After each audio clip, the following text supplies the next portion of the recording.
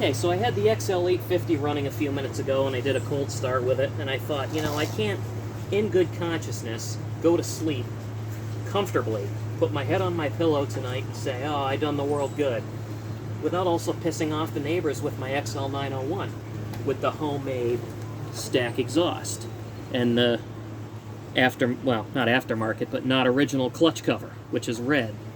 This is a blue saw, clutch cover's red. It's been replaced. And it's also loud as hell with that stack exhaust. See for yourselves.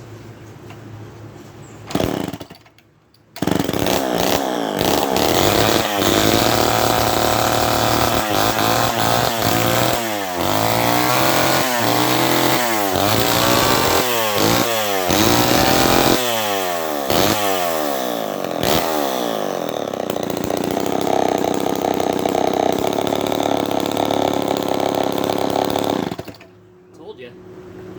Should probably put on some ear protection for that. Oh well.